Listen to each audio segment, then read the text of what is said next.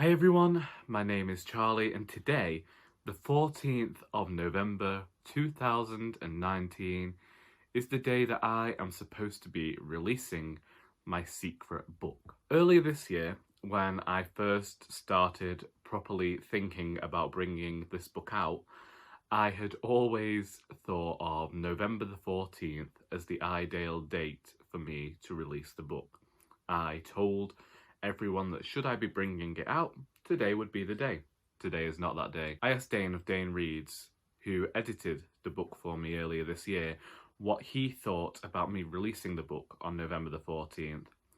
And he said maybe I should wait till early next year to focus on Doris Ahoy. I was still thinking, no, I'm going to release it today. The book is edited, the book's ready to go. I just don't have a cover or the events that I'd like to be finalised there. Whilst I was going to do it all completely secretly, earlier this week, my friend Lindsay said to me, "Why are you keeping it a secret?" She could understand it if I was J.K. Rowling, but she says that this will probably hinder sales more than help them. I need the anticipation there.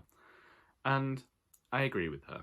Rather than release a book today, I am going to be revealing just what my secret book is. However, firstly, I decided that I was going to play a little guessing game, because who doesn't like a guessing game? I went to Twitter and I went to Facebook and I asked variations on the question, what do you think my secret book is about? And now we're going to go through and we're going to see just what some of you people thought this book would be. Firstly, on Twitter, Michael Tetzlaff, indie author, fellow I know, he said he thought my book was going to be about a library.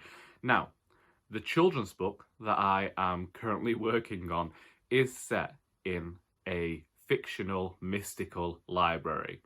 However, that is not the secret book. However, one reason that I was keeping the book a secret is because I was supposed to be working on the children's book, and rather than do that, I decided to flit over and work on the secret project. So that was one reason I kept it a secret, because I felt like I would be disappointing all the people I just told I would be working on the children's book. Next, my friend Lindsay, who edited the first Doris book and is one of a few people who have actually read the secret book, said cheese. I know she was just joking, or she really misunderstood what she read, but it's not about cheese either. Now, the next person to comment on Twitter actually guessed correctly, so I'm going to leave them until the end. So next we're moving on to my cousin Jason, who you will see in the acknowledgements of Indisputably Doris and Doris Ahoy. And he guessed definitely a fantasy novel, I reckon.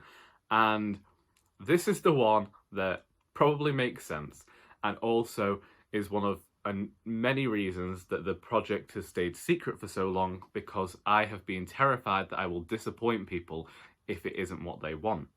And whilst my children's book does have fantastical elements in there, indeed I'd say it's a middle grade fantasy adventure story, it's not an adult fantasy. And there are a few adult fantasy stories in my head to write, but I haven't knuckled down and written any of them yet. But the reason Jason is saying this is because we share a lot of the same likes when it comes to fiction and it comes to film and it comes to television. Our hearts are always in fantasy, really, and it just seems like the natural fit for me to write a fantasy novel, but it hasn't happened yet. Then someone I used to work with, Barbara, didn't really guess, but at least she let me know she's still around. Our former chairwoman from the writers group, Sandy, guess, how about a steamy bodice ripper? Which, you know, Doris After Dark could definitely happen. Another writer, Pamela Turton, guessed Diversion from Doris, which I thought was a great title and is actually quite apt. We have a last minute addition to the guesses from Matthew of MCS Books, who says, I think maybe some science fiction comedy book along the lines of Hitchhiker's Guide to the Galaxy or something. And I can't believe I haven't done it before. it's not that. That's a fantastic idea, and I really should have done something like that by now, considering all of the fantasy, science fiction type things that I like, and the fact that I also write comedy. That is a brilliant idea. It lends itself to all the other ideas that are currently in my head, but it's not that.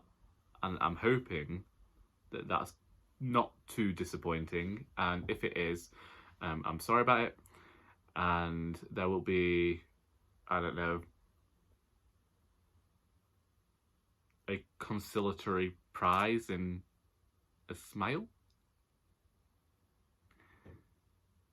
This brings us to our final guess, and that came from Layla of Constant Reader, who guessed correctly with A Cozy Mystery. And this might not be a big shock to anybody. When I first released Our Doris in 2015, I said that I planned to write a series of cozy crime novels set in the same world as Our Doris. And so, that is what I have done. I will be talking more about the process of writing this book and the ideas and why I came to be writing. If you've followed my channel for any length of time, then you will know that I read a considerable amount of crime fiction alongside all of the other books that I read. And since I was 12 years old, I have had a plan for a cozy crime novel. And I didn't happen to write it until last year. I started in February and I finished in August, and since then I've had beta readers go over it. I had Dane edit it, and there are a few people whose names I will just mention here who have seen the book before. They are Joy Winkler, Margaret Holbrook, my good friend Lindsay, who you will see acknowledged in all of my books, who has been around since I basically started writing, my mother, Catherine Heathcote, who we might have had an argument when she decided to skip to the end to find out just who done it. Then we have Dane Cobain, again, of Dane Reads, another indie author. He edited this book for me, has been extremely helpful, and I might have sent him a few queries that went a bit above and beyond being an editor. Despite announcing the genre, I haven't yet announced the title or what date I plan on bringing this book out.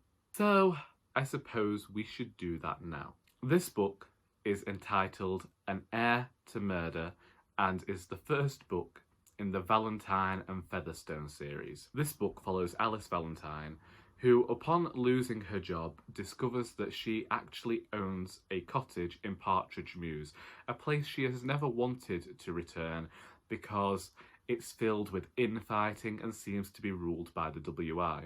Days after returning to Partridge Mews, Alice discovers the body of former detective Arthur Sterling, who was investigating a murder that happened in Partridge Mews 50 years prior to the novel's events. Soon Alice finds herself embroiled in the investigation, and alongside Marmaduke Featherstone, another detective who might have a few skeletons in the closet, they are determined to find out just who killed Arthur Sterling, in the hopes of also discovering who killed the heir to the Greenfields estate 50 years ago.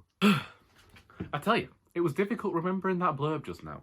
As I said, this is going to be the first in a series, and I was a bit wary of starting another series whilst I am still in the midst of technically two series at this point, because I'm working on the children's book, but I'm also working on that final Doris book that I also hope to have out sooner rather than later. I have held this book very close to my chest for a long time now, because I have been quite worried about telling people what this story is about in case I disappoint them with it either not being the final Doris book, with it not being a fantasy novel, and more people have been guessing what the book is, and I just felt like it would be a huge disappointment if this isn't what they wanted. But I am quite proud of this book. I never thought I'd be able to finish it because I had tried it a lot previously. There are a few characters in here who have been main detectives in previous drafts of the story, but again, that is going to be another video. I have plans for where I got the ideas and plans for how long this book has been percolating, and indeed there is quite a hefty vlog of the last near 2 years of working on this book. So I suppose that I should also give you an idea of when I intend to release this book. And should everything work out properly, should I get the cover design sorted within the next few months, I am hoping that An Heir to Murder will be released on the 12th of February 2020. In time, there will be pre-order links and all that fun stuff, cover reveals, and I just hope that you're going to be as enthusiastic about this book as you have been over the Doris books, and support me in this endeavour as much as you have done in the past. I am incredibly grateful to all of you. And I hope that you have enjoyed this video. And until next time, that is all.